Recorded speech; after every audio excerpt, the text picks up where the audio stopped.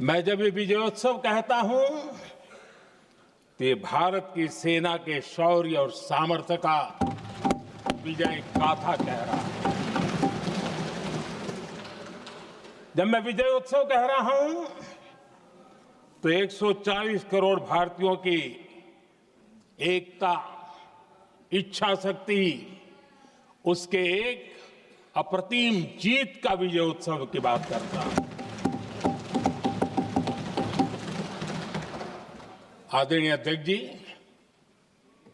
मैं इसी विजय भाव से इस सदन में भारत का पक्ष रखने के लिए खड़ा हुआ।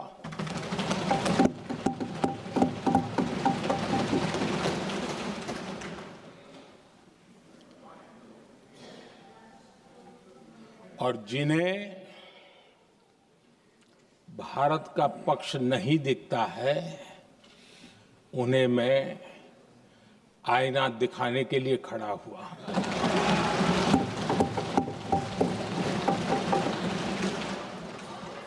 आदरणीय अध्यक्ष जी, मैं 140 करोड़ देशवासियों की भावनाओं में अपना स्वर मिलाने के लिए उपस्थित हुआ हूं। ये 140 करोड़ देशवासियों की भावना के जो गूंज है, जिस सदन में सुनाई दी है, मैं उसे अपना एक स्वर मिलाने खड़ा हुआ। आदरणीय अध्यक्ष जी, ऑपरेशन सिंदूर के दरमियान जिस प्रकार से देश के लोगों ने मेरा साथ दिया, मुझे आशीर्वाद दिए, देश की जनता मुझ पर कर्ज है। मैं देशवासियों का आभार व्यक्त करता हूं। मैं देशवासियों का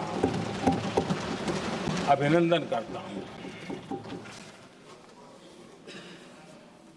आदरणीय अध्यक्ष जी, 22 अप्रैल को पहलगाम में जिस प्रकार की क्रूर घटना घटी, जिस प्रकार आतंकवादियों ने निर्दोष लोगों को उनका धर्म पूछ करके गोलियां मारी, ये क्रूरता की पराकाष्ठा थी। भारत को हिंसा की आग में झोंकने का ये सुविचारित प्रयास था। भारत में दंगे फैलाने की ये साजिश थी। मैं आज देशवासियों का धन्यवाद करता हूं कि देश ने एकता के साथ उस साजिश को नाकाम कर दिया।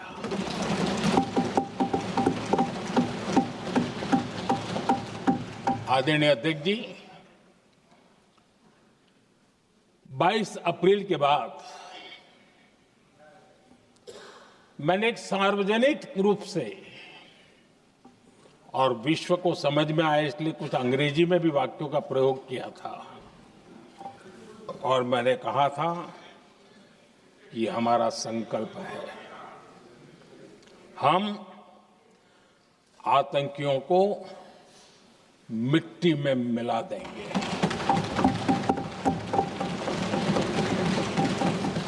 और मैंने सार्वजनिक रूप से कहा था, सजा उनके आकाओं को भी होगी और कल्पना से भी बड़ी सजा मिलेगी।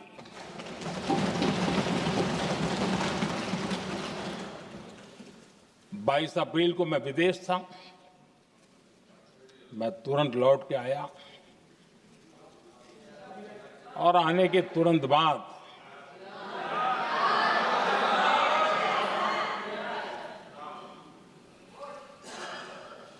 मैंने एक बैठक बुलाई और उस बैठक में हमने साफ साफ निर्देश दिए कि आतंकवाद को करारा जवाब देना होगा और ये हमारा राष्ट्रीय संकल्प है। आदरणीय अध्यक्ष जी, हमें हमारे सैन्य बलों की क्षमता पर पूरा विश्वास है, पूरा भरोसा है उनकी क्षमता पर, उनके सामर्थ्य पर, उनके साहस पर। सेना को कार्रवाई की खुली छूट दे दी गई और यह भी कहा गया कि सेना तय करें कब, कहां, कैसे, किस प्रकार से। ये सारी बातें उस मीटिंग में साफ साफ कह दी गई और कुछ बातें उसमें से मीडिया में शायद रिपोर्ट भी हुई है।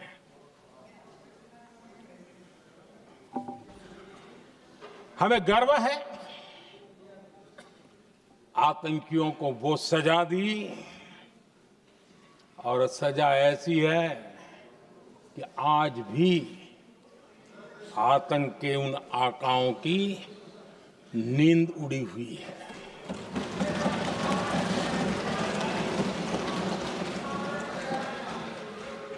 आदरणीय अध्यक्ष जी, मैं हमारी सेना की सफलता के उससे जुड़े भारत के उस पक्ष को सदन के माध्यम से देशवासियों के सामने रखना चाहता हूं। पहला पक्ष, पहलगाम हमले के बाद से ही पाकिस्तानी सेना को अंदाजा लग चुका था कि भारत कोई बड़ी कार्रवाई करेगा। उनके तरफ से न्यूक्लियर की धमकियों के भी बयान आना शुरू हो चुके थे। भारत ने 6 मई रात और 7 मई सुबह जैसा तय किया था वैसी कार्रवाई की और पाकिस्तान कुछ नहीं कर पाया। 22 मिनट में 22 अप्रैल का बदला निर्धारित लक्ष्य के साथ हमारी सेना ने ले लिया। दूसरा पक्ष,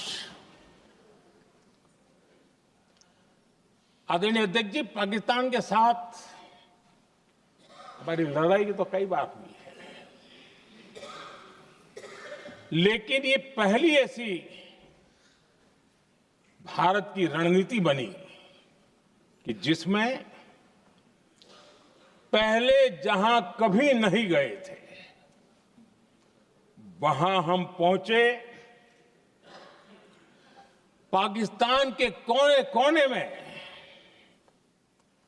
आतंकी अड्डों को धुआं धुआं कर दिया गया।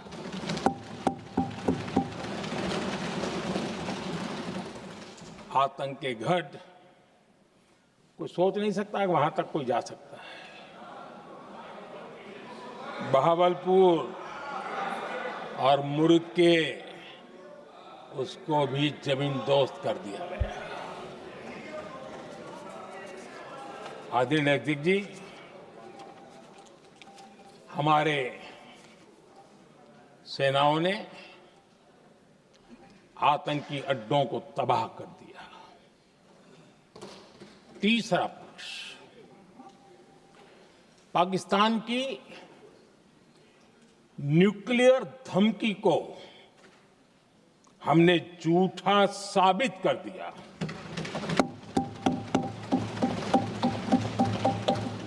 भारत ने सिद्ध कर दिया कि न्यूक्लियर ब्लैकमेलिंग अब नहीं चलेगा और न ही ये न्यूक्लियर ब्लैकमेलिंग के सामने भारत झुकेगा। आदरणीय अध्यक्ष जी, चौथा पक्ष, भारत ने दिखाई अपनी तकनीकी क्षमता। पाकिस्तान के सीने पर सटीक प्रहार किया। पाकिस्तान के एयरबेस एसेट्स को भारी नुकसान हुआ और आज तक उनके कई एयरबेस आईसीयू में पड़े हैं। आज टेक्नोलॉजी आधारित युद्ध का युग है। ऑपरेशन सिंदूर इस महारत में भी सफल सिद्ध हुआ है।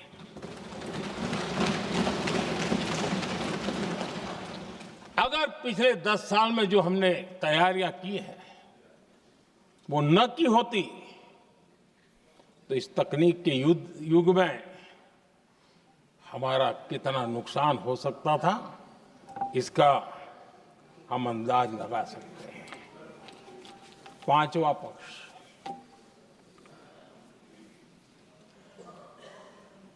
ऑपरेशन सिंदूर के दरमियान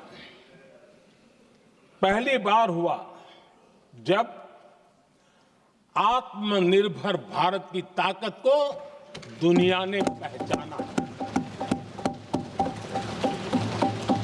made in India drone, made in India missile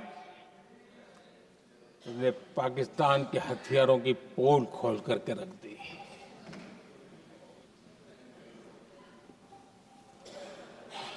आदरणीय अध्यक्ष जी, और भी एक महत्वपूर्ण काम जो हुआ है, वैसे जब राजीव गांधी जी थे उस समय उनके जो एक डिफेंस का काम देखने वाले अमोस थे, उन्होंने जब मैंने सीडीएस की घोषणा की तो वो बहुत प्रसन्न होकर के मुझे मिलने आए थे और बहुत बहुत प्रसन्न थे वो। इस समय ऑपरेशन में नेवी, आर्मी, एयरफोर्स, तीनों सेनाओं का जॉइंट एक्शन, इसके बीच की सिनर्जी, इसने पाकिस्तान के छक्के छुड़ा दिए।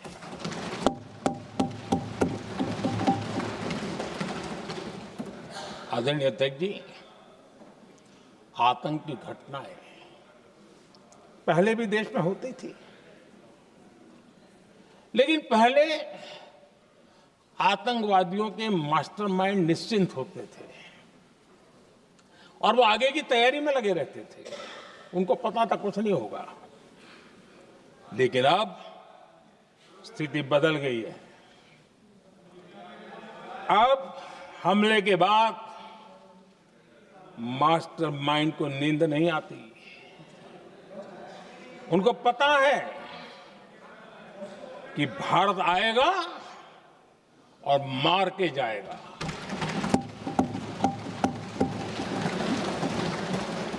ये न्यू नॉर्मल भारत ने सेट कर दिया है।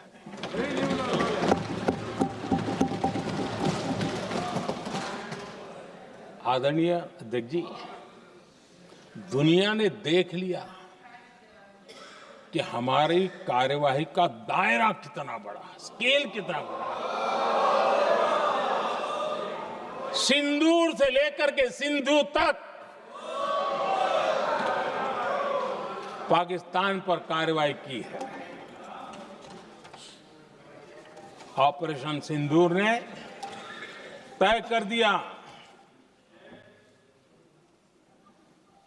कि भारत में आतंकी हमले की, उसके आकाओं को और पाकिस्तान को भारी कीमत चुकानी पड़ेगी। अब ऐसे ही नहीं जा सकते। आदरणीय अध्यक्ष जी, ऑपरेशन सिंदूर से स्पष्ट होता है कि भारत ने 3 सूत्र तय किए हैं।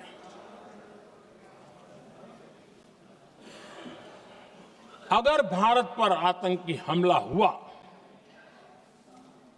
तो हम अपने तरीके से, अपनी शर्तों पर, अपने समय पर जवाब दे करके रहेंगे।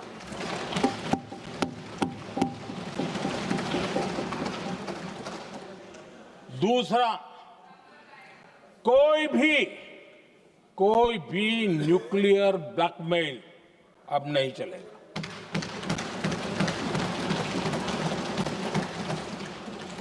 और तीसरा, हम आतंक की सरपरस्त सरकार और आतंक के आकाओं उनको अलग अलग नहीं देखेंगे। आदरणीय अध्यक्ष जी,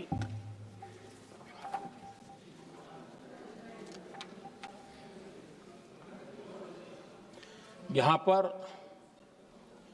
विदेश नीति को लेकर के भी काफी बातें कही गई।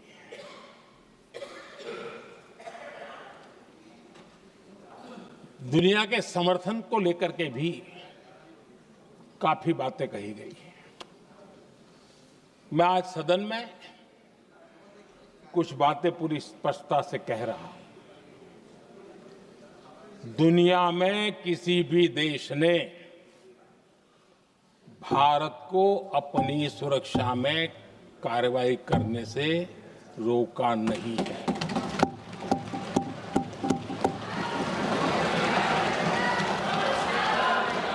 संयुक्त राष्ट्र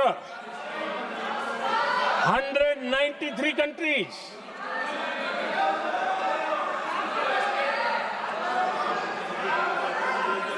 सिर्फ 3 देश 193 कंट्री में सिर्फ 3 देश ऑपरेशन सिंदूर के दौरान पाकिस्तान के समर्थन में बयान दिया था। Only 3 countries. क्वाड हो, ब्रिक्स हो, फ्रांस, रूस, जर्मनी, कोई भी देश का नाम ले लीजिए, तमाम देश दुनिया भर से भारत को समर्थन मिला है।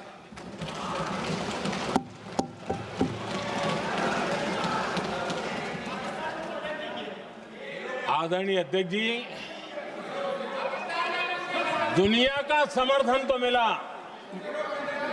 दुनिया के देशों का समर्थन मिला, माननीय, लेकिन ये दुर्भाग्य है कि मेरे देश के वीरों के पराक्रम को कांग्रेस का समर्थन नहीं।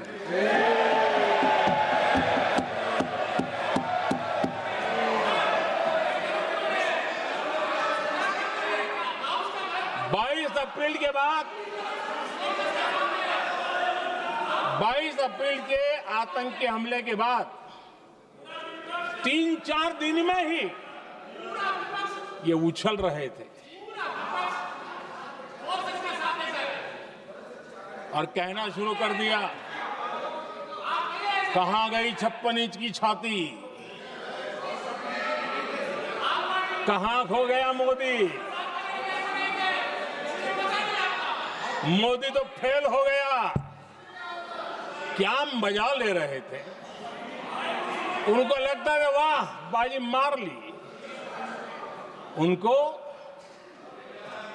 पहलगाम के निर्दोष लोगों की हत्या में भी वो अपनी राजनीति तराशते थे।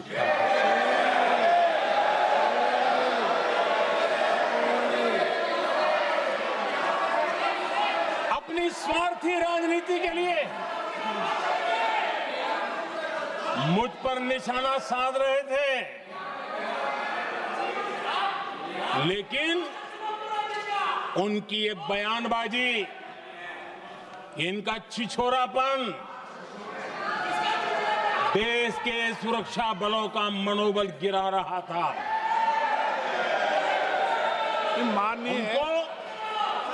माननीय प्रतिपक्ष के नेता, एक मिनट, प्रतिपक्ष के नेता आपकी बात सबने ध्यान से सुनी। आप बेटे कांग्रेस कर रहे हैं और कुछ नेताओं को पीछे से, ये उचित नहीं है आपके लिए। न भारत के सामर्थ्य पर भरोसा है और न ही भारत की सेनाओं पर। इसलिए वो लगातार ऑपरेशन सिंदूर पर सवाल उठा रहे हैं। ऐसा करके आप लोग मीडिया में हेडलाइंस तो ले सकते हैं, लेकिन देशवासियों के दिलों में जगह नहीं बना सकते।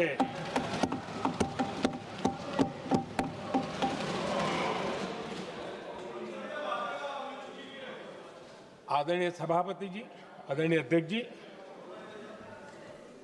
10 मई को भारत ने ऑपरेशन सिंदूर के तहत हो रहे एक्शन को रोकने की घोषणा की। इसको लेकर यहां भांति भांति की बातें कही गई। ये वही प्रोपेगेंडा है जो सीमा पार से फैलाया गया है। कुछ लोग सेना द्वारा दिए गए तथ्यों की जगह पाकिस्तान के झूठ प्रचार को आगे बढ़ाने में जुटे हुए हैं।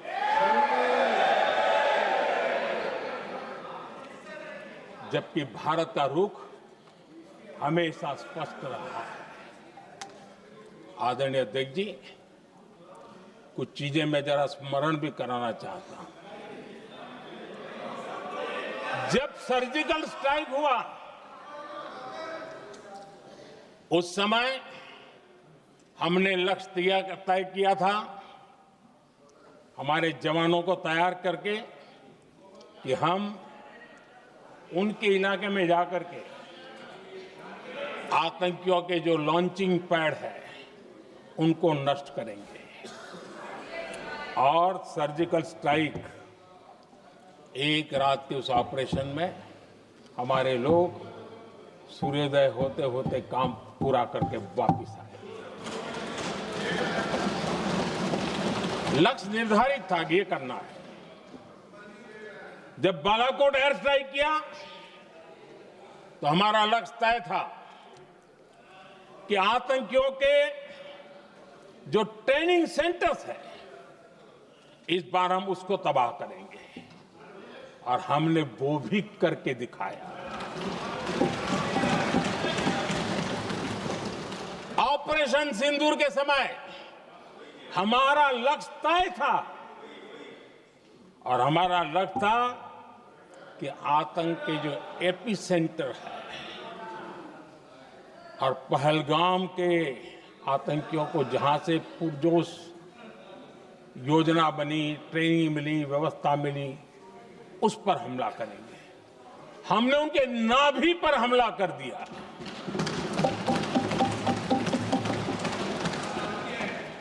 जहां पहलगाम के आतंकियों का रिक्रूटमेंट हुआ, ट्रेनिंग होती थी, फंडिंग होता था, उन्हें टेक्निकल सपोर्ट मिलता था, शस्त्र सरंजाम मिलता था, उस जगह को आइडेंटिफाई किया और हमने सटीक तरीके से ऑपरेशन सिंदूर के तहत आतंकियों की नाभि पे प्रहार कर दिया। और आदरणीय अध्यक्ष जी, इस बार भी हमारी सेना ने 100% लक्ष्यों को हासिल करके देश के सामर्थ्य का परिचय किया।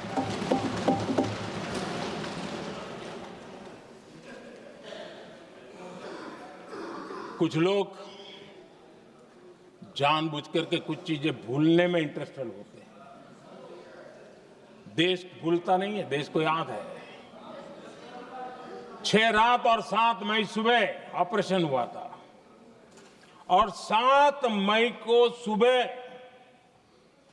भारत ने प्रेस कॉन्फ्रेंस हमारी सेना ने की और इस प्रेस कॉन्फ्रेंस में भारत ने स्पष्ट कर दिया था और पहले दिन से क्लियर था कि हमारा लक्ष्य है आतंकियों के आका, आतंकियों की जो व्यवस्थाएं जहां से होती है वो और उनके अड्डे, उनको हम ध्वस्त करना चाहते थे और हमने प्रेस कॉन्फ्रेंस में कह दिया था, हमने हमारा काम कर दिया है, हमने जो तय किया था पूरा कर दिया है।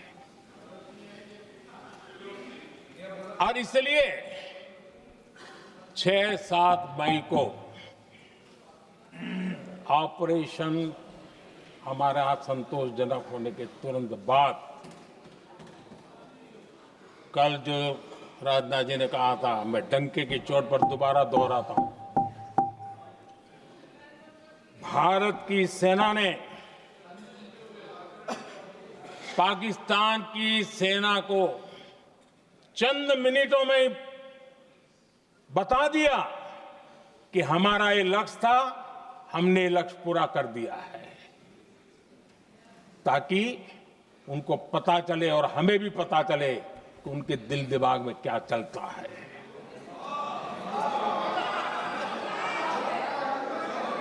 हमने अपना लक्ष्य 100% हासिल कर लिया था और पाकिस्तान में समझदारी होती तो आतंकियों के साथ खुलेआम खड़े रहने की गलती न करता।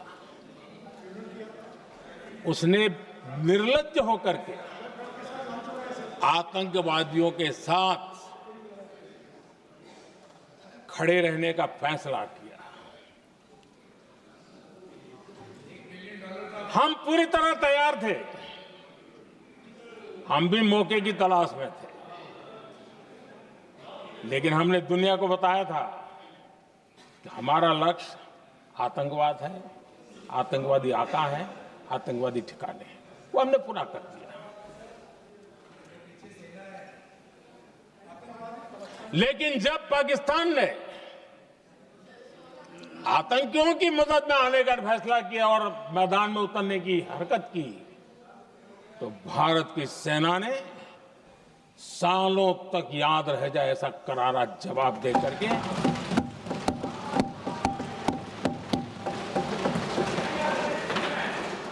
9 मई की मध्य रात्रि और 10 मई की एक प्रकार से सुबह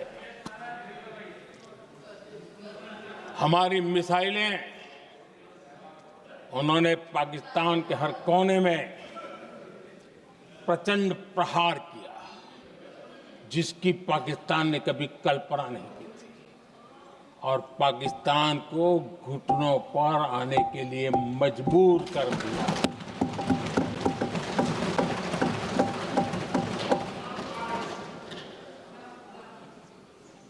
और आपने टीवी में भी देखा है, वहां से क्या बयान आते थे।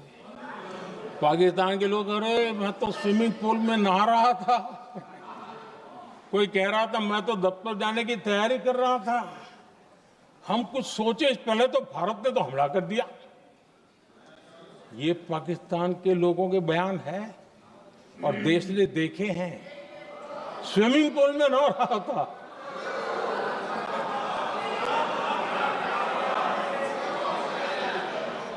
और जब इतना कड़ा प्रहार हुआ, पाकिस्तान ने कभी सोचा तक नहीं था, तब जाकर के पाकिस्तान ने फोन करके डीजीएमओ के सामने फोन करके गुहार लगाई,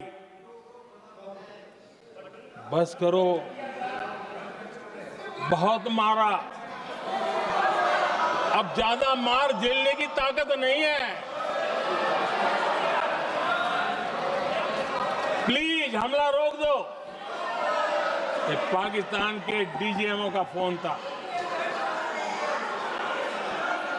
और भारत ने तो पहले दिन ही कह दिया था, 7 तारीख सुबह की प्रेस देख लीजिए, कि हमने हमारा लक्ष्य पूरा कर दिया है, अगर आप कुछ करोगे तो महंगा पड़ेगा। और आप धीरे ऐसे कैसे चलता है? प्लीज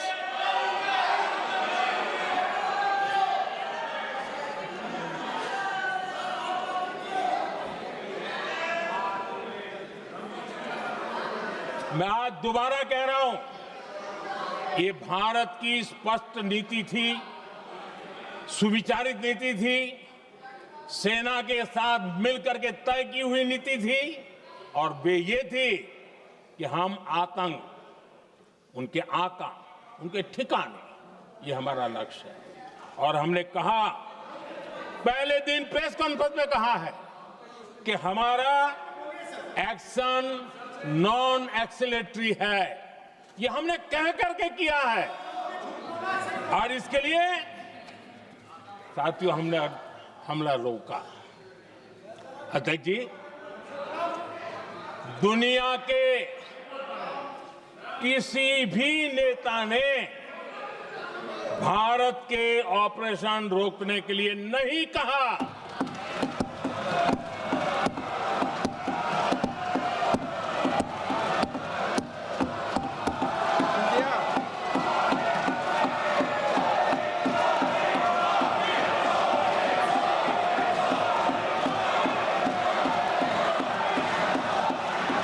उसी दौरान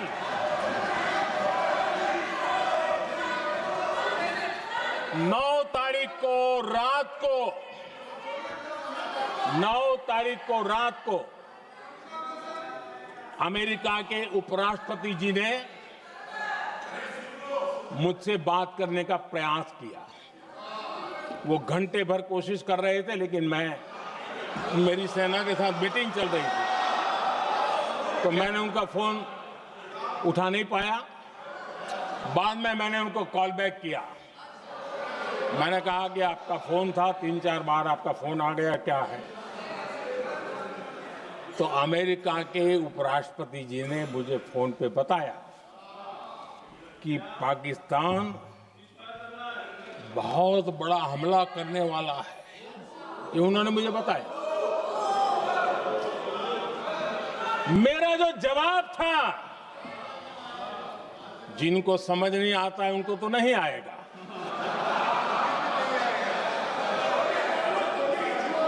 मेरा जवाब था, अगर पाकिस्तान का ये इरादा है तो उसे बहुत महंगा पड़ेगा। ये मैंने अमेरिका के उपराष्ट्रपति को कहा।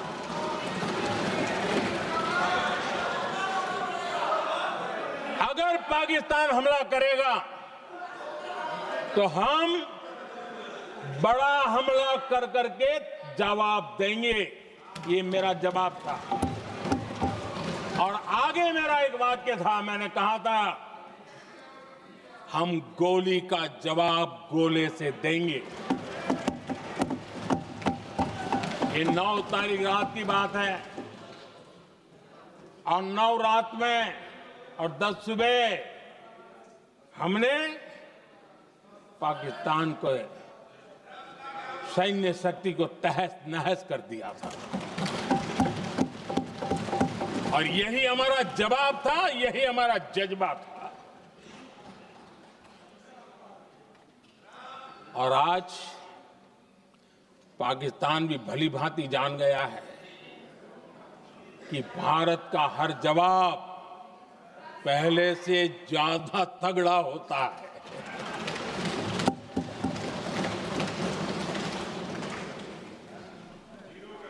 उसे यह भी पता है कि अगर भविष्य में नौबत आई तो भारत आगे कुछ भी कर सकता है। और इसलिए मैं फिर से लोकतंत्र के इस मंदिर में दोहराना चाहता हूं, ऑपरेशन सिंदूर जारी है।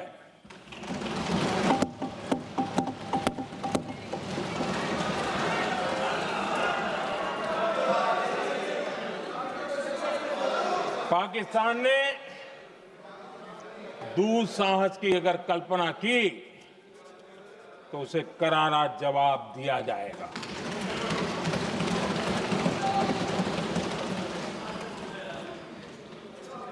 आदरणीय अध्यक्ष जी, आज का भारत आत्मविश्वास से भरा हुआ है।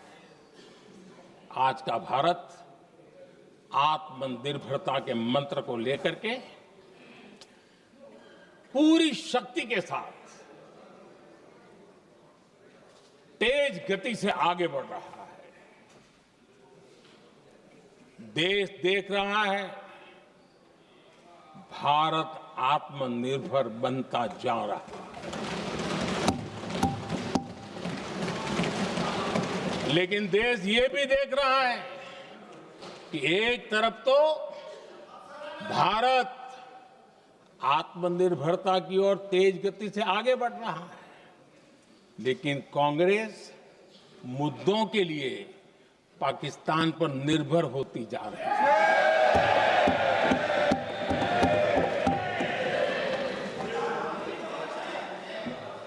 मैं आज पूरा दिन देख रहा था, जो 16 घंटे से जो चर्चा चल रही है, दुर्भाग्य से।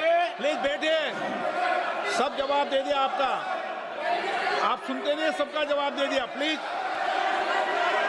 नो, दुर्भाग्य से सुनिए जवाब। कांग्रेस को पाकिस्तान के मुद्दे इंपोर्ट करने पड़ रहे हैं।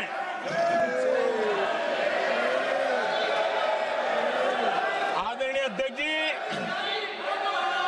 आज के वॉरफेयर में इंफॉर्मेशन और नैरेटिव्स की प्लीज बैठिए। बहुत बड़ी भूमिका है।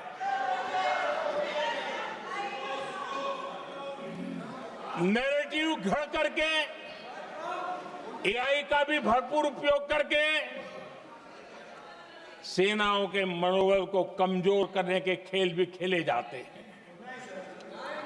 जनता के अंदर अविश्वास पैदा करने के भी भरपूर प्रयास होते हैं। दुर्भाग्य से कांग्रेस और उसके सहयोगी पाकिस्तान के ऐसे ही प्रपंच के प्रवक्ता बन चुके हैं।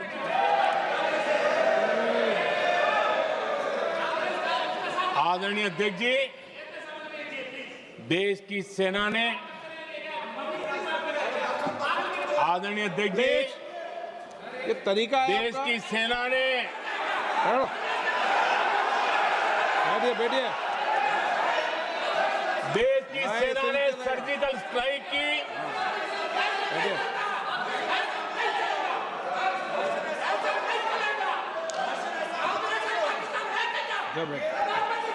बैठिए बैठिए।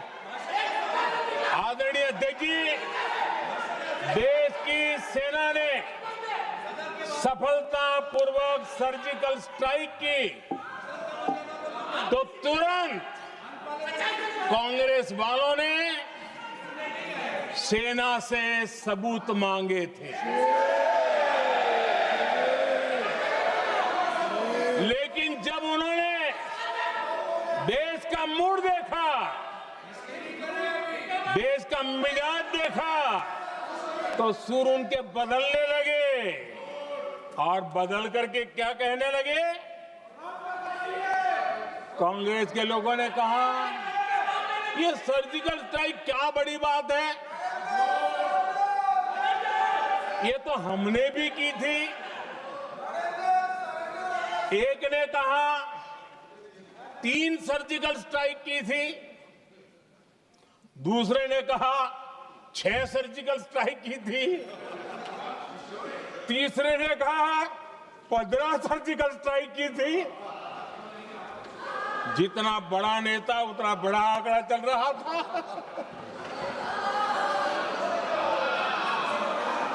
आदरणीय अध्यक्ष जी, इसके बाद बालाकोट में सेना ने एयर स्ट्राइक की। अब एयर स्ट्राइक तो ऐसी थी कि वो कुछ कह नहीं सकते थे, इसलिए ये तो नहीं कहा कि भाई हमने भी की थी। उसमें तो उन्होंने समझदारी दिखाई, लेकिन फोटो मांगने लगे। एयर स्ट्राइक हुई तो फोटो दिखाओ, क्या कहां गिरा, क्या तोड़ा, कितने मरे, बस यही पूछते रहे। पाकिस्तान भी यही पूछता था, ये भी यही पूछते थे। इतना ही नहीं, आदरणीय अध्यक्ष जी, जब पायलट अभिनंदन पकड़े गए तो पाकिस्तान में तो खुशी का माहौल होना स्वाभाविक था कि उनके हाथ में, भारत की सेना का एक पायलट उनके हाथ लगा था। लेकिन यहां पर भी कुछ लोग थे जो कानों कानों में कह रहे थे, अब मोदी फंसा, अब अभिनंदन वहां आए, मोदी ला करके दिखा दे, अब देखते हैं मोदी क्या करता है। आज डंके की चोट पर अभिनंदन वापिस आएगा।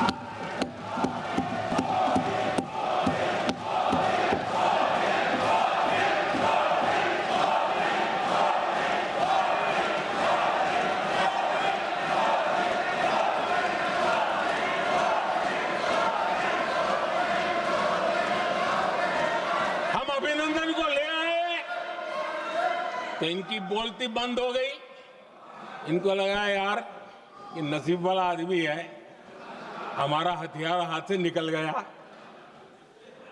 आदरणीय अध्यक्ष जी, पहलगाम हमले के बाद हमारा बीएसएफ का एक जवान पाकिस्तान के कब्जे में गया,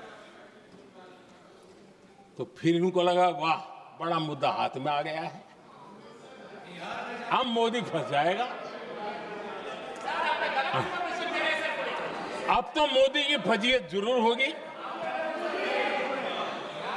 और उनकी इकोसिस्टम ने सोशल मीडिया में बहुत सारी कथाएं वायरल की कि ये बीएसएफ के जवान का क्या होगा, उसके परिवार का क्या होगा, ये वापस आएगा, कब आएगा, कैसे आएगा, न जाने क्या क्या चला दिया।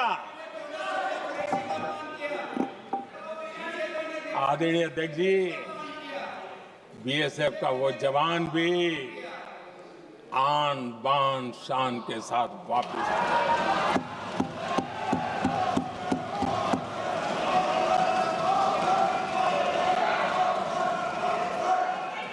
आतंकवादी रो रहे हैं, आतंकवादियों के आका रो रहे हैं, और उनको रोते देखकर यहां भी कुछ लोग रो रहे हैं।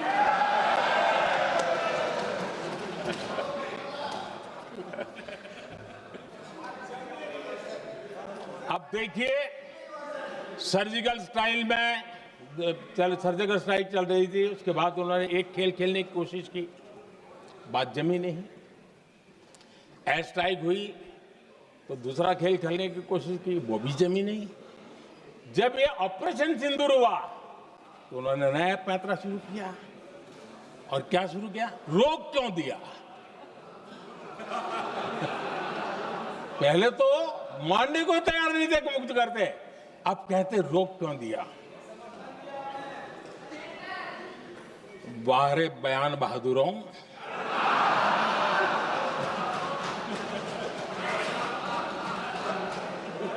आपको विरोध का कोई न कोई बहाना चाहिए,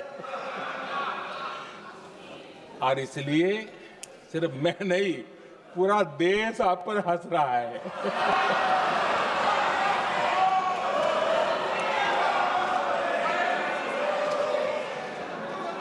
आदरणीय अध्यक्ष जी, सेना का विरोध, सेना के प्रति एक पता नहीं नेगेटिविटी, ये कांग्रेस का पुराना रवैया रहा। देश ने अभी अभी करगिल विजय दिवस मनाया। लेकिन देश पूरी तरह जानता है कि उनके कार्यकाल में और आज तक करगिल के विजय को कांग्रेस ने अपनाया नहीं है। न करगिल विजय दिवस मनाया है, न करगिल विजय का गौरव किया। इतिहास साक्षी है। देखिए, जब डोकलाम में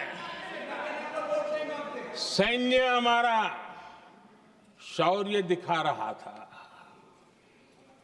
तब कांग्रेस के नेता चुपके चुपके किससे ब्रीफिंग लेते थे वो सारी दुनिया अब जान गई।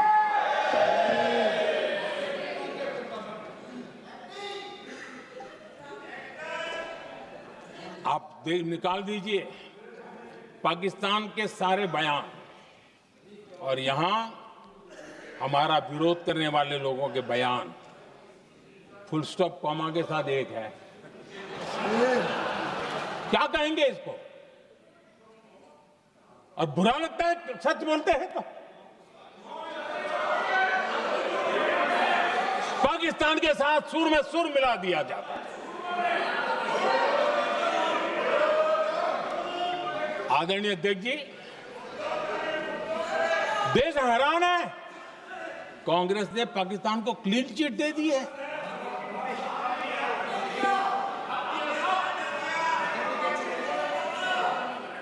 उनकी ये हिम्मत, और इनकी आदत जाती नहीं है, ये हिम्मत कि पहलगाम के आतंकी पाकिस्तानी थे, इसका सबूत दो।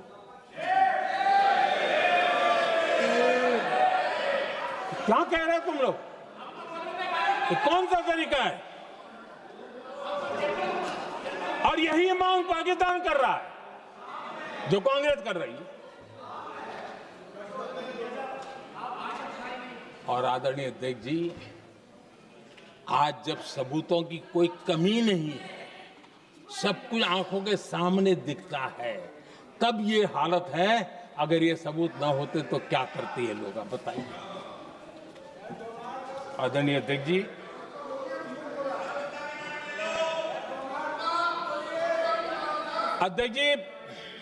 ऑपरेशन सिंदूर के एक पार्ट की तरफ तो चर्चा भी बहुत होती है, ध्यान भी जाता है, लेकिन देश के लिए कुछ गौरव की क्षणें होती हैं, ताकत की परिचय होता है, उसकी तरफ भी ध्यान जाना बहुत आकर्षित है। हमारे एयर डिफेंस सिस्टम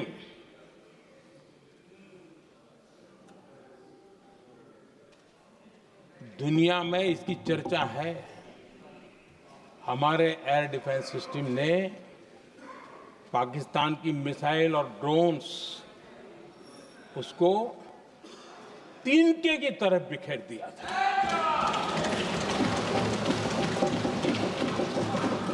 आदरणीय अध्यक्ष जी, मैं एक आंकड़ा आज बताना चाहता हूं, पूरा देश गर्व से भर जाएगा। कुछ लोगों का क्या होगा मैं नहीं जानता, पूरा देश गर्व से भर जाएगा। 9 मई को पाकिस्तान ने करीब 1000 मिसाइलों और आर्म्ड ड्रोन्स के भारत पर बहुत बड़ा हमला करने की कोशिश की। 1000 ये मिसाइलें भारत के किसी भी हिस्से पर गिरती तो वहां भयंकर तबाही मचती, लेकिन 1000 मिसाइल्स और ड्रोन्स को भारत ने आसमान में ही चूर चूर कर दिया।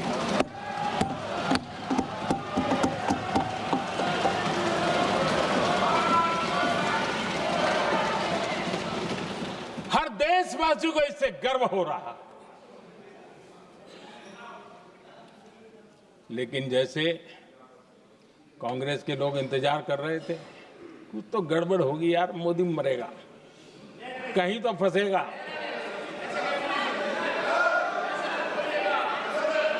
पाकिस्तान ने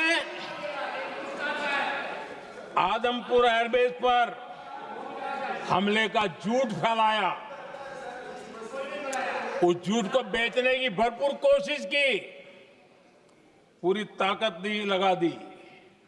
मैं अगले ही दिन आदमपुर पहुंचा और खुद जाकर के उनके झूठ को मैंने बेनकाब कर दिया। तब जाकर के उनको अकल ठिकाने लगी कि अब ये झूठ चलने वाला नहीं है।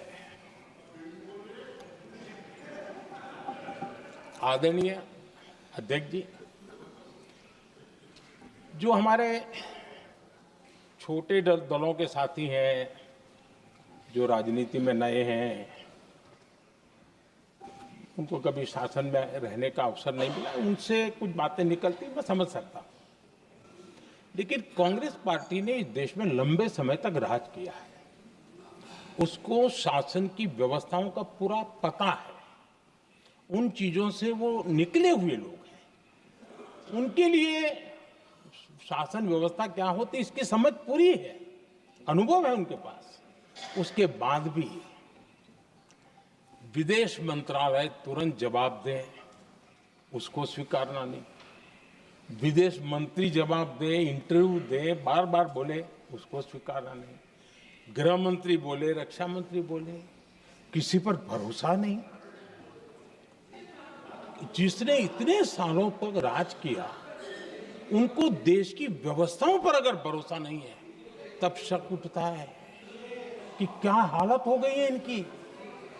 आदरणीय अध्यक्ष जी, अब कांग्रेस का भरोसा पाकिस्तान के रिमोट कंट्रोल से बनता है और बदलता है।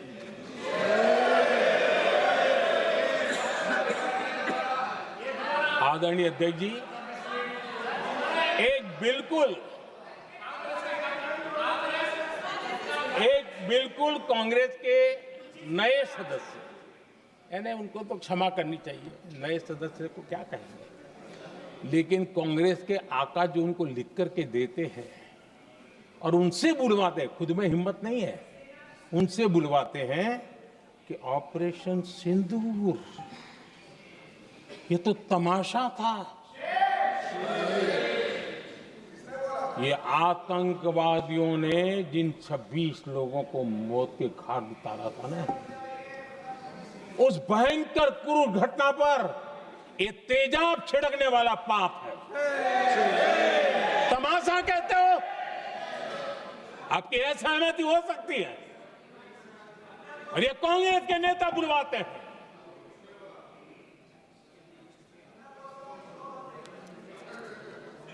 आदरणीय अध्यक्ष जी, पहलगाम के हमलावरों को कल हमारे सुरक्षा बलों ने ऑपरेशन महादेव करके अपने अंजाम तक पहुंचाया।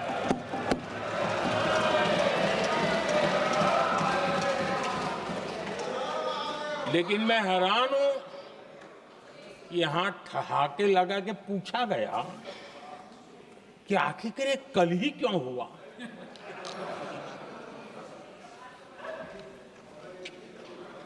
अब ये क्या हो गया है, मुझे समझ नहीं आ रहा है।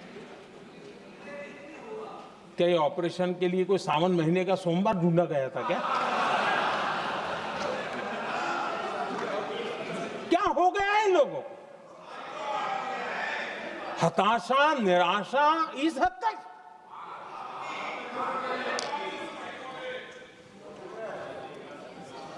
और देखिए मजा, पिछले कई सप्ताह से हाँ ऑपरेशन सिंदूर वगैरह तो ठीक है, पहलगाम के आतंकियों का क्या हुआ, पहलगाम के आतंकियों का अब हुआ तो कल क्यों हुआ।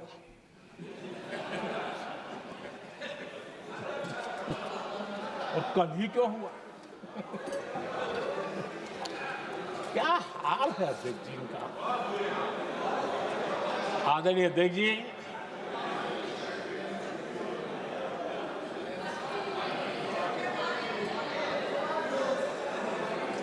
आदरणीय अध्यक्ष जी, शास्त्रों में कहा गया है, हमारे शास्त्रों में कहा गया है, शस्त्रेण रक्षिते राष्ट्रे, शस्त्रेण रक्षिते राष्ट्रे शास्त्र चर्चा प्रवर्तते। अर्थात जब राष्ट्र शस्त्र से सुरक्षित होते हैं तभी वहां शास्त्र की, ज्ञान की चर्चाएं जन्म ले पाती है। जब सीमा पर सेनाएं मजबूत होती है तभी लोकतंत्र प्रखर होता है। आदरणीय अध्यक्ष जी, ऑपरेशन सिंदूर बीते दशक में भारत की सेना के सशक्तिकरण का एक साक्षात प्रमाण है। ऐसे ही नहीं हुआ है। कांग्रेस के शासन के दौरान सेनाओं को आत्मनिर्भर बनाने के संबंध में सोचा तक नहीं जाता था। आज भी आत्मनिर्भर शब्द की मजाक उड़ाई जाती है। वैसे वो महात्मा गांधी से आया हुआ है, लेकिन आज भी मजाक उड़ाई जाती है। हर रक्षा सौदे में कांग्रेस अपने मौके खोजती रहती थी।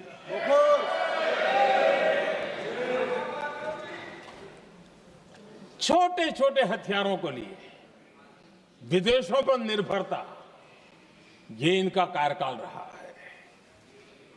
Bullet proof jacket, night vision camera तक नहीं होते थे। और लंबा लिस्ट है, जीप से शुरू होता है, बफोर, हेलीकॉप्टर, हर चीज के साथ घोटाला जुड़ा हुआ है। आदरणीय अध्यक्ष जी, हमारी सेनाओं को आधुनिक हथियारों के लिए दशकों तक इंतजार करना पड़ा।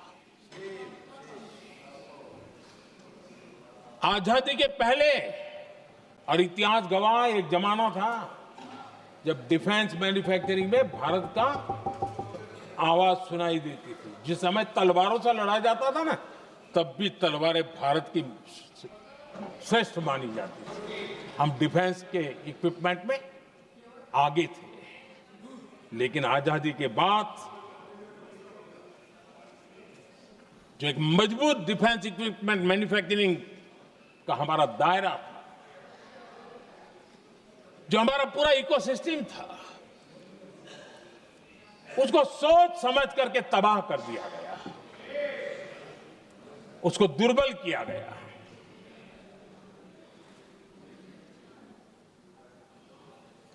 रिसर्च और मैन्युफैक्चरिंग के लिए रास्ते बंद कर दिए गए।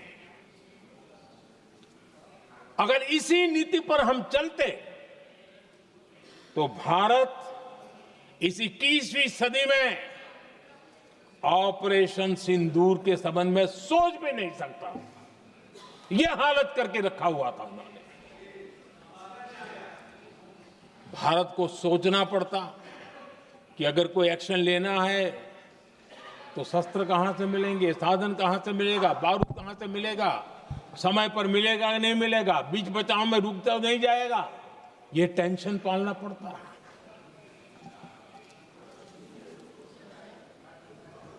आदरणीय अध्यक्ष जी, बीते एक दशक में मेक इन इंडिया हथियार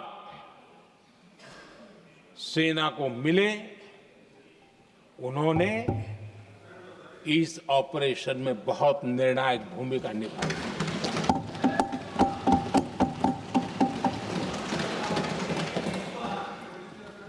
आदरणीय अध्यक्ष जी,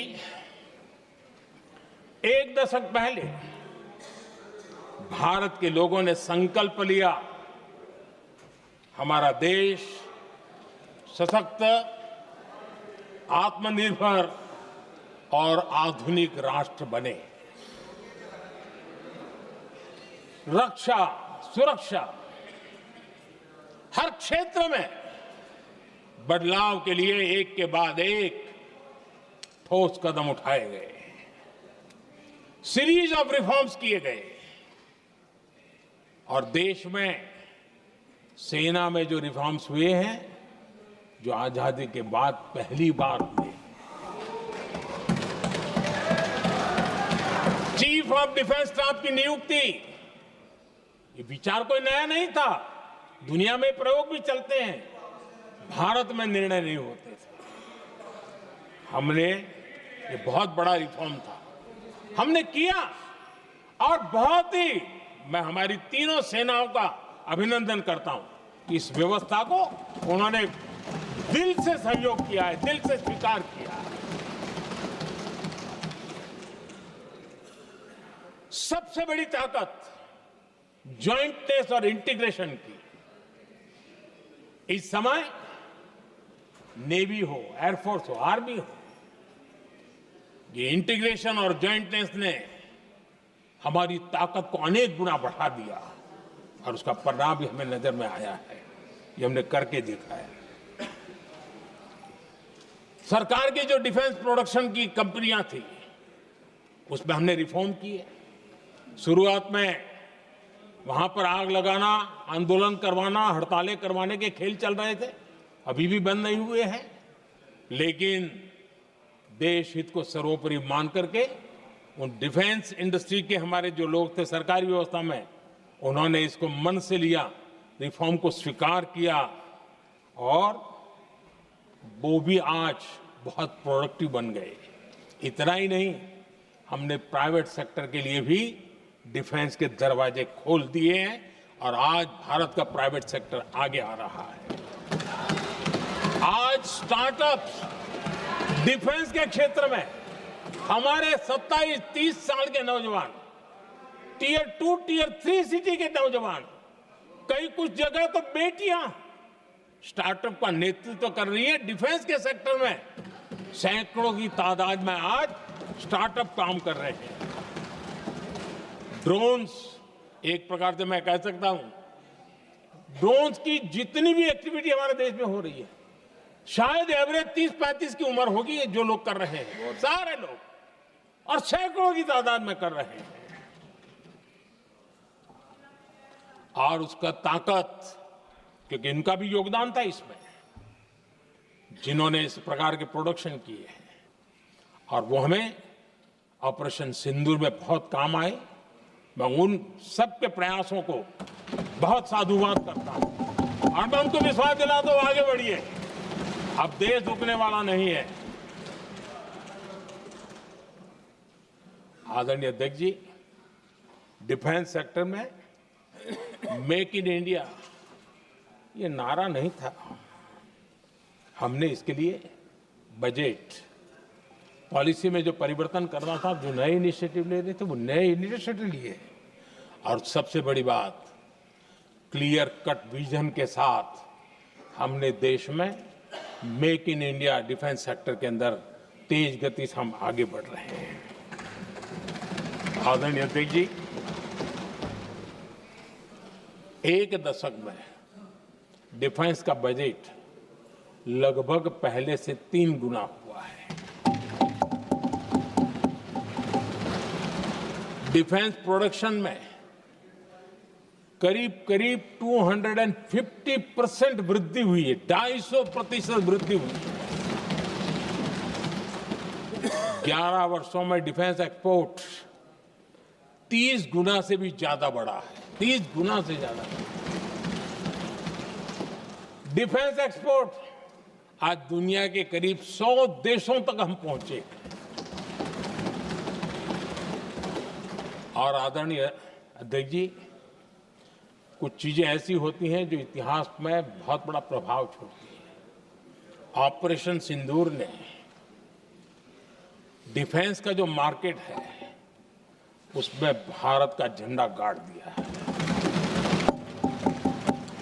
भारत के हथियारों की डिमांड आज बढ़ती चली जा रही है, मांग बढ़ रही है। ये भारत में उद्योगों को भी बल देगी, एमएसएमई को बल देगी, हमारे नौजवानों को रोजगार देगी और हमारे नौजवान अपनी बनाई चीजों से दुनिया में अपनी ताकत का प्रदर्शन कर पाएंगे। ये आज दिख रहा है। मैं देख रहा हूं डिफेंस के क्षेत्र में जो आत्मनिर्भर भारत की दिशा में हम जो कदम उठा रहे हैं, मैं हैरान हूं। कुछ लोगों को आज भी तकलीफ हो रही है, जैसे उनका खजाना लूट गया। ये कौन सी मानसिकता है? देश को ऐसे लोगों को पहचानना होगा। आदरणीय अध्यक्ष जी, मैं स्पष्ट करना चाहता हूं, डिफेंस में भारत का आत्मनिर्भर होना ये आज की शस्त्रों की स्पर्धा में के काल में विश्व शांति के लिए भी जरूरी है।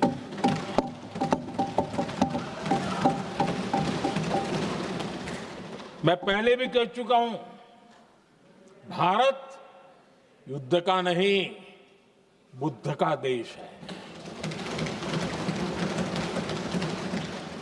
हम समृद्धि, शांति चाहते हैं, लेकिन हम ये कभी न भूले कि समृद्धि का और शांति का रास्ता शक्ति से ही गुजरता है।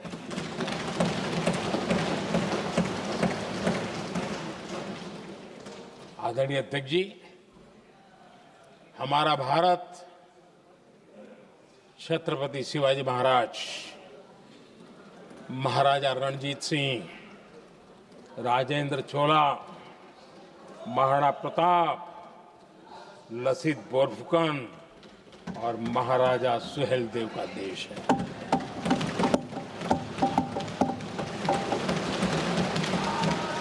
आदरणीय अध्यक्ष जी, हम विकास और शांति के लिए सामरिक सामर्थ्य पर भी फोकस करते हैं।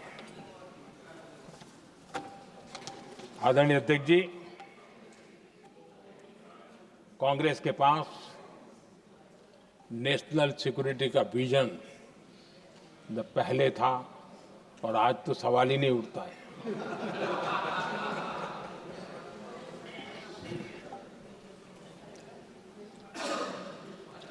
कांग्रेस ने हमेशा नेशनल सिक्योरिटी पर समझौता किया। आज जो लोग पूछ रहे हैं पीओके को वापस क्यों नहीं लिया, वैसे ये सवाल मुझे ही पूछ सकते हैं और किसको पूछ सकते हैं।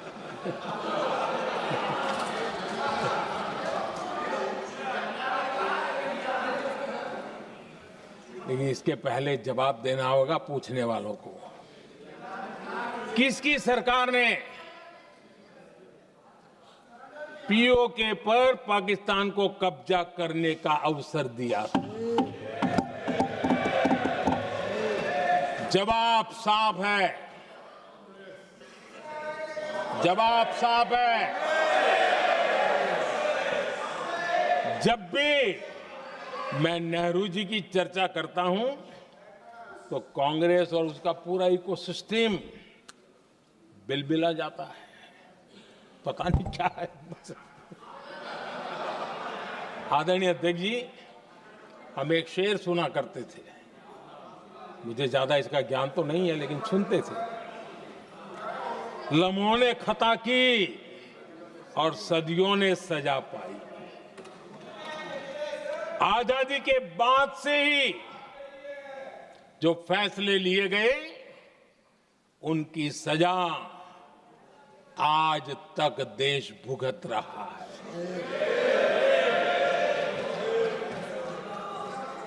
यहां बार बार एक बात का जिक्र हुआ और मैं फिर से करना चाहूंगा। अक्साई चीन की उस पूरे क्षेत्र को बंजर जमीन करार दिया गया, ये कहकर के तो बंजर है। देश की 38,000 वर्ग किलोमीटर जमीन हमें खोनी पड़ी।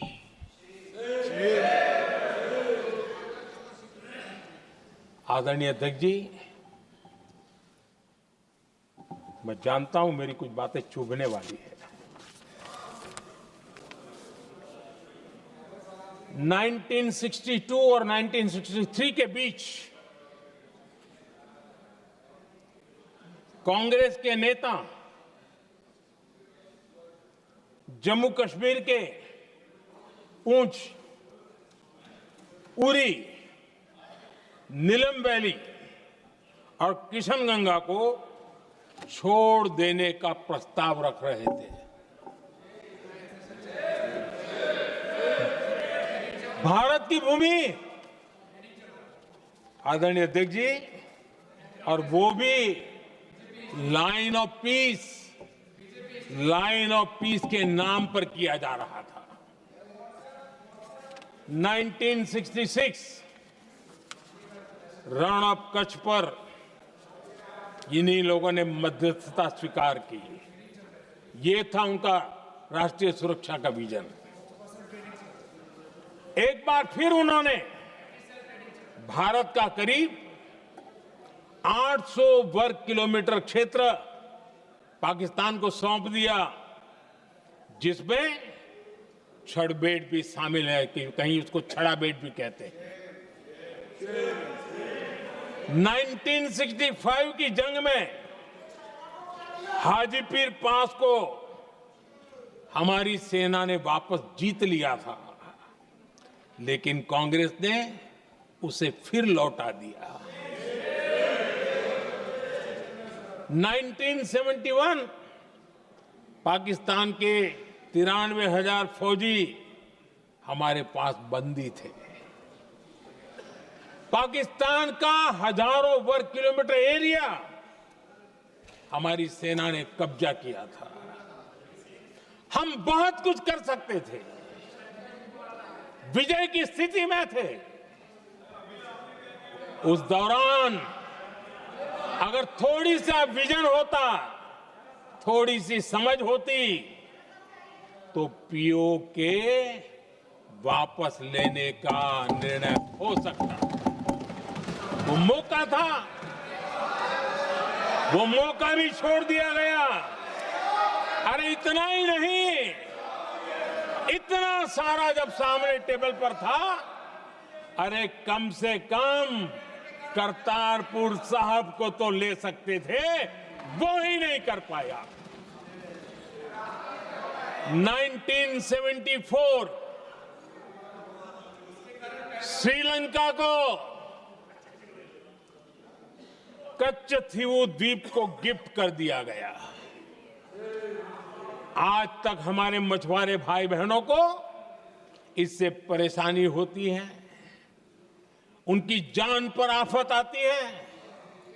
क्या गुनाह था तमिलनाडु के मेरे फिशरमैन भाई बहनों का, कि आपने उनका हक छीन लिया और दूसरों को गिफ्ट कर दिया? कांग्रेस का दशकों से इरादा लेकर चल रही थी कि सियाचिन से सेना हटा दी जाए।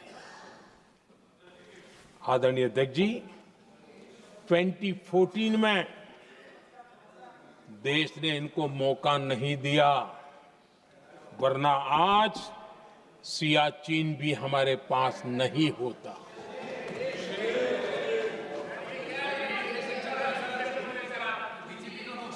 आदरणीय अध्यक्ष जी, आजकल कांग्रेस के जो लोग हमें डिप्लोमेसी का पाठ पढ़ा रहे हैं, मैं उन्हें उनकी डिप्लोमेसी याद दिलाना चाहता हूं, ताकि उनको भी कुछ याद रहे, पता चले। 26/11 जैसे भयंकर हमले के बाद बहुत बड़ा आतंकी हमला था। कांग्रेस का पाकिस्तान से प्रेम नहीं रुका। इतनी बड़ी घटना 26/11 की हुई थी। विदेशी दबाव में हमले के कुछ हफ्तों के भीतर ही कांग्रेस सरकार ने पाकिस्तान से बातचीत शुरू कर दी। आदरणीय अध्यक्ष जी, कांग्रेस सरकार ने 26/11 की इतनी बड़ी घटना के बाद भी एक भी डिप्लोमेट को भारत से बाहर निकालने की हिम्मत नहीं की। छोड़ो इधर, एक वीजा तक कैंसिल नहीं किया, एक वीजा तक कैंसिल नहीं कर पाए थे। देश पर पाकिस्तानी स्पॉन्सर बड़े बड़े हमले होते गए, लेकिन यूपीए सरकार ने पाकिस्तान को मोस्ट फेवर्ड नेशन का दर्जा देकर रखा था। वो कभी वापस नहीं लिया था। एक तरफ देश मुंबई के हमले का ये न्याय मांग रहा था,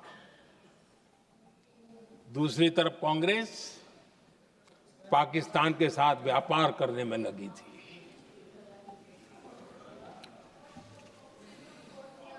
पाकिस्तान वहां से खून की होली खेलने वाले आतंकियों को भेजते रहे, और कांग्रेस यहां अमन की आश के मुशायरे किया करती थी। मुशायरे होते थे।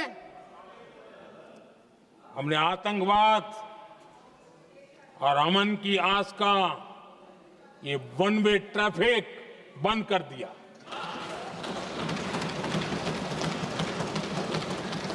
हमने पाकिस्तान का एमएफएन का दर्जा रद्द किया, वीजा बंद किया। हमने अटारी वाघा बॉर्डर को बंद कर दिया। आदरणीय अध्यक्ष जी,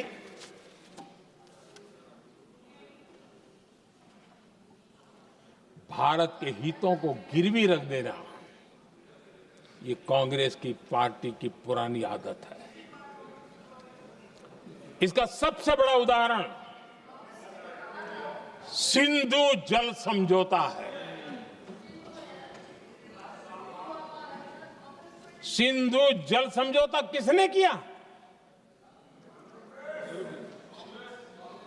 नेहरू जी ने किया। और मामला किससे जुड़ा था? भारत से निकलने वाली नदियां, हमारे यहां से निकली हुई नदियां, उसका वो पानी था। और वो नदियां हजारों साल से भारत की सांस्कृतिक विरासत रही है, भारत की चैतन्य शक्ति रही है। भारत को सुजलाम सुफलाम बनाने में उन नदियों का बहुत बड़ा योगदान रहा है। सिंधु नदी जो सदियों से भारत की पहचान हुआ करती थी, उसी से भारत जाना जाता था। लेकिन नेहरू जी और कांग्रेस ने सिंधु और झेलम जैसी नदियों पर विवाद के लिए पंचायत किसको दी? वर्ल्ड बैंक को दी। वर्ल्ड बैंक फैसला करे क्या कर रहा है। नदी हमारी, पानी हमारा।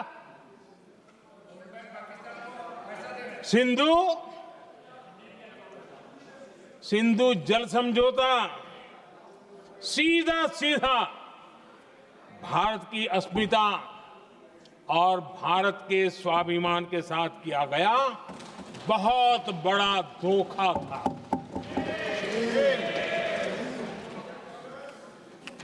आदरणीय अध्यक्ष जी, आज के देश के युवा ये बात सुनते होंगे तो उनको भी आश्चर्य होगा कि ऐसे लोग थे हमारे देश का काम करते थे। नेहरू जी ने इस ट्रीटी करी और क्या किया? ये जो पानी था, जो नदियां थी, जो भारत से निकल रही थी, उन्होंने 80% पानी पाकिस्तान को देने के लिए वो राजी हो गए। और इतना बड़ा हिंदुस्तान, उसको सिर्फ 20% पानी। कोई मुझे समझाए भाई ये कौन सी बुद्धिमानी थी, कौन सा देश हित था, कौन सी डिप्लोमेसी थी क्या हालत करके बना के रखा था आप लोगों ने। इतनी बड़ी आबादी वाला हमारा देश, हमारे यहां से निकलती हुई ये नदियां, और सिर्फ 20% पानी, और 80% पानी उन्होंने उसको दिया जो देश खुलेआम भारत को अपना दुश्मन करार कर देता रहा है, दुश्मन कहता रहा। और ये पानी पर किसका हक था? हमारे देश के किसानों का, हमारे देश के नागरिकों का। हमारा पंजाब, हमारा जम्मू कश्मीर देश के एक बहुत बड़े हिस्से को इन्होंने पानी के संकट में धकेल दिया, इस एक कारण से। और राज्यों के भीतर भी पानी को लेकर के आपस में संघर्ष पैदा हुई है, प्रतिस्पर्धा पैदा हुई, और उनका जिस पर हक था उस पर पाकिस्तान मौज करता रहा। और ये दुनिया में अपनी डिप्लोमेसी के पाठ पढ़ाते रहते हैं। आदरणीय अध्यक्ष जी, अगर ये ट्रीटी न होती तो पश्चिमी नदियों पर कई बड़ी परियोजनाएं बनती। पंजाब, हरियाणा, राजस्थान और दिल्ली, वहां के किसानों को भरपूर पानी मिलता, पीने के पानी की कोई समस्या नहीं रहती। औद्योगिक प्रगति के लिए भारत बिजली बना पाता। इतना ही नहीं, नेहरू जी ने इसके उपरांत करोड़ों रुपए भी दिए ताकि पाकिस्तान नहर बना सके।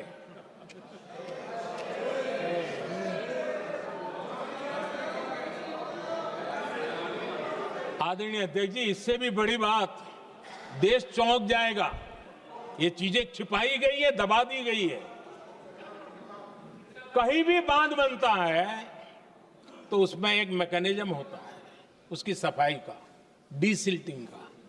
उसमें जो मिट्टी भर जाती है, बाकी घास वगैरह आकर के भर जाता है, तो उसकी कैपेसिटी कम होती है, तो उसकी सफाई के लिए यानी इनबिल्ट व्यवस्था होती है। नेहरू जी ने पाकिस्तान के कहने पर यह शर्त स्वीकार की है कि इन बांध में जो मिट्टी आएगी, कूड़ा कचरा आएगा और बांध भर जाएगा, इसकी सफाई नहीं कर सकते, डीसिल्टिंग नहीं कर सकते हैं। बांध हमारे यहां, पानी हमारा, लेकिन निर्णय पाकिस्तान का कि आप डीसिल्टिंग नहीं कर सकते। इतना ही नहीं, जब इस बार मैं डिटेल में गया तो एक बांध तो ऐसा है कि जहां ये डीसिल्टिंग के लिए जो गेट होता है ना, उसको वेल्डिंग कर दिया गया है ताकि कोई गलती से भी खोल करके वो मिट्टी को निकाल ना दे। पाकिस्तान ने नेहरू जी से लिखवा लिया था कि भारत बिना पाकिस्तान की मर्जी अपने बांधों में जमा होने वाली मिट्टी साफ नहीं करेगा, डीसिल्टिंग नहीं करेगा।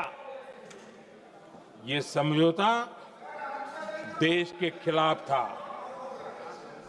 और बाद में नेहरू जी को भी ये गलती माननी पड़ी। इस समझौते में निरंजन दास गुलाटी करके का सज्जन उसमें जुड़े हुए थे।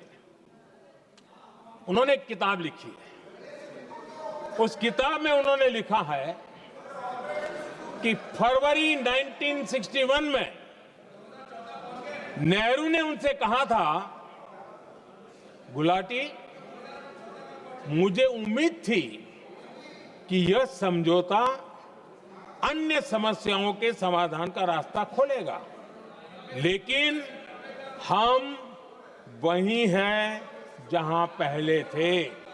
ये नेहरू जी ने कहा नेहरू जी केवल तत्कालिक प्रभाव देख पा रहे थे, इसलिए उन्होंने कहा कि हम वहीं के वहीं हैं। लेकिन सच्चाई ये कि इस एग्रीमेंट के कारण देश बहुत पिछड़ गया, देश बहुत पीछे चल गया और देश का बहुत नुकसान हुआ। हमारे किसानों को नुकसान हुआ, हमारी खेती को नुकसान हुआ। और नेहरू जी उस डिप्लोमेसी को जानते थे जिसमें किसान का कोई वजूद ही नहीं था। यह हाल करके रखा था उन्होंने। आदरणीय अध्यक्ष जी, पाकिस्तान आगे दशकों तक भारत के साथ युद्ध और छद्म युद्ध, प्रॉक्सी वॉर करता ही रहा। लेकिन कांग्रेस की सरकारों ने बाद में भी सिंधु जल समझौते की तरफ देखा तक नहीं, नेहरू जी की गलती को सुधारा तक नहीं।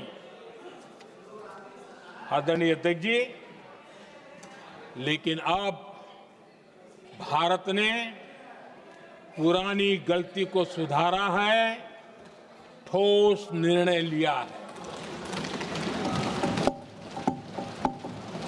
भारत ने नेहरू जी द्वारा किए गई बहुत बड़ी ब्लंडर, सिंधु जल समझौते को देश हित में, किसानों के हित में एबेंस में रख दिया है। देश का अहित करने वाला ये समझौता अब इस रूप में आगे नहीं चल सकता। भारत ने तय कर दिया है, खून और पानी साथ साथ नहीं बह सकते।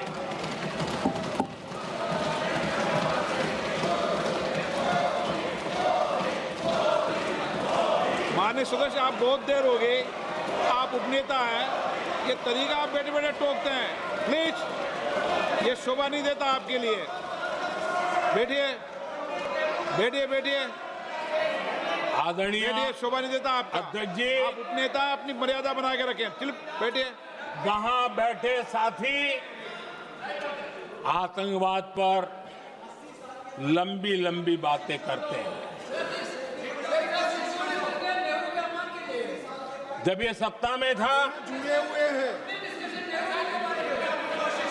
जब इनको राज करने का अवसर मिला था,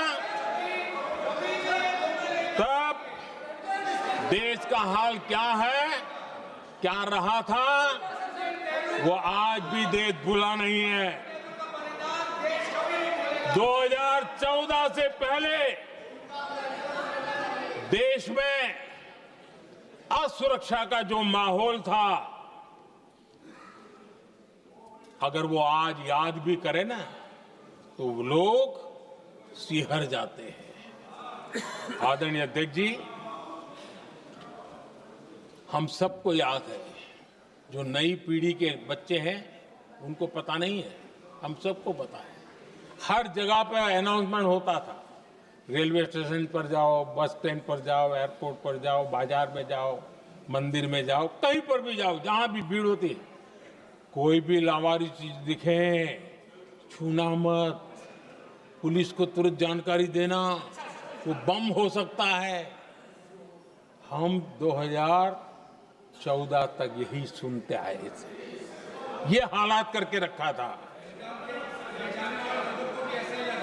देश के कोने कोने में यही हाल था। माहौल ये था कि जैसे कदम कदम पर बम बिछे हैं और खुद को ही नागरिकों ने बचाना है। उन्होंने हाथ ऊपर कर दिए थे, अनाउंस कर दिया। आदरणीय अध्यक्ष जी, कांग्रेस की कमजोर सरकारों के कारण देश को कितनी जानें गंवानी पड़ी, हमें अपनों को खोना पड़ा। आदरणीय अध्यक्ष जी, आतंकवाद पर ये लगाम लगाई जा सकती थी।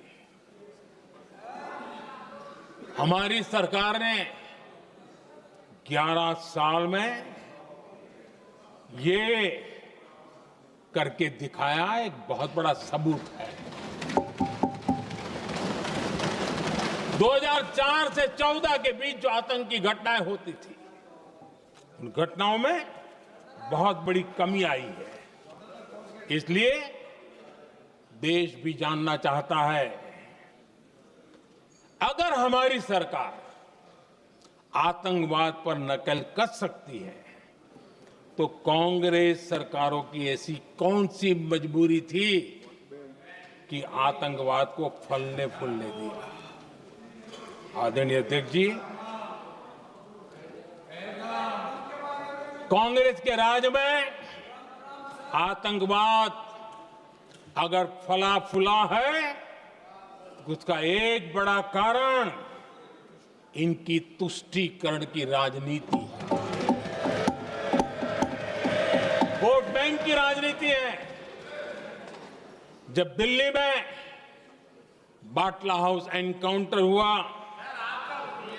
कांग्रेस के एक बड़ी नेता के आंख में आंसू थे, आतंकवादी मारे गए इसके कारण। और वोट पाने के लिए इस बात को हिंदुस्तान के कोने कोने में पहुंचाया गया। आदरणीय अध्यक्ष जी, 2001 में देश की संसद पर हमला हुआ था। तब कांग्रेस के एक बड़े नेता ने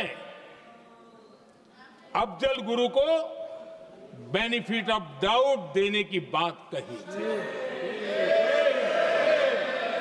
आदरणीय अध्यक्ष जी, मुंबई में 26/11 का इतना बड़ा आतंकी हमला हुआ,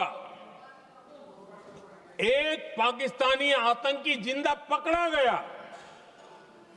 पाकिस्तान की मीडिया ने, दुनिया ने यह स्वीकार किया कि पाकिस्तानी है,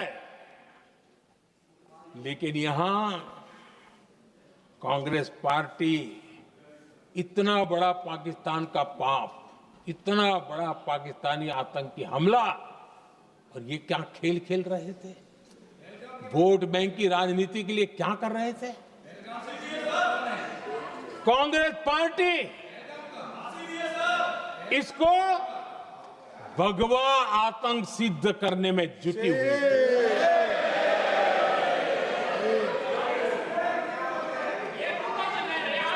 कांग्रेस दुनिया को हिंदू आतंकवाद की छड़ी बेचने में लगी हुई थी। कांग्रेस के एक नेता ने अमेरिका के बड़े राजनयिक को यहां तक कह दिया था कि लश्कर-ए तोयबा से भी बड़ा खतरा भारत के हिंदू ग्रुप है। यह कहा गया था। तुष्टीकरण के लिए कांग्रेस ने जम्मू कश्मीर में भारत का संविधान, बाबा साहब आंबेडकर का संविधान, उसे जम्मू कश्मीर में पैर नहीं रखने दिए, इन्होंने घुसने नहीं दिया, उसे बाहर रखा। तुष्टीकरण और वोट बैंक की राजनीति के लिए कांग्रेस हमेशा देश की सुरक्षा को बलि चढ़ाती रही। आदरणीय अध्यक्ष जी, तुष्टीकरण के लिए ही कांग्रेस ने आतंकवाद से जुड़े कानूनों को कमजोर किया। गृहमंत्री जी ने आज विस्तार से सदन में कहा है, इसलिए मैं इसको रिपीट करना नहीं चाहता। आदरणीय अध्यक्ष जी, मैंने इस सत्र की शुरुआत में आग्रह किया था, मैंने कहा था कि दल हित में हमारे मत मिले न मिले, दल हित में हमारे मत मिले न मिले, देश हित में हमारे मन जरूर मिलने चाहिए। पहलगाम की विभीषिका ने हमें गहरे घाव दिए हैं, उसने देश को झकझोर दिया है। इसके जवाब में हमने ऑपरेशन सिंदूर किया तो सेनाओं के पराक्रम ने, हमारे आत्मनिर्भर अभियान ने देश में एक सिंदूर स्पिरिट पैदा किया है।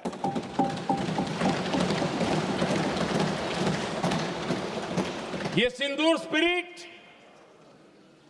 हमने तब भी देखी जब दुनिया भर में हमारे प्रतिनिधि मंडल भारत की बात बताने गए।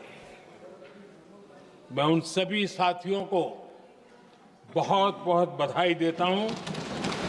आपने बहुत ही प्रभावी ढंग से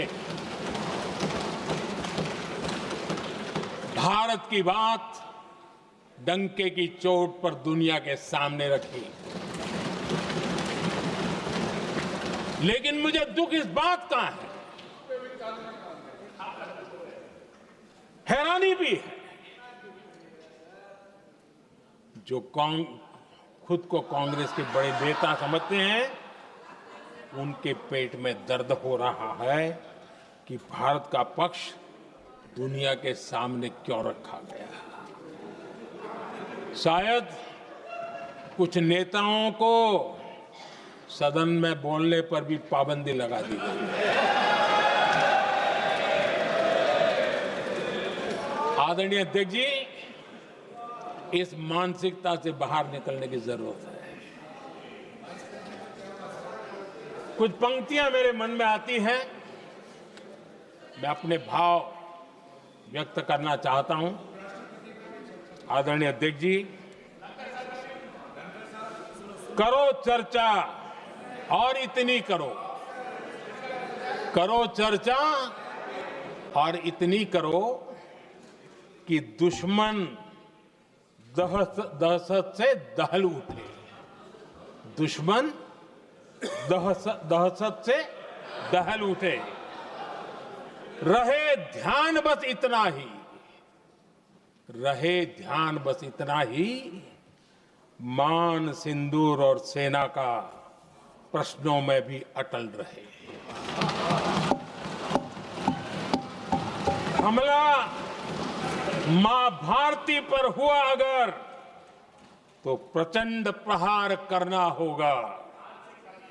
दुश्मन जहां भी बैठा हो, हमें भारत के लिए ही जीना होगा। मेरा कांग्रेस के साथियों से आग्रह है कि एक परिवार के दबाव में पाकिस्तान को क्लीन चिट देना बंद कर दें। जो देश की विजय की क्षण है, कांग्रेस उसे देश के उपहास का क्षण न बनाए। कांग्रेस अपनी गलती सुधारें। मैं आज सदन में फिर स्पष्ट करना चाहता हूं, अब भारत आतंकी नर्सरी में ही आतंकियों को मिट्टी में मिलाएगा।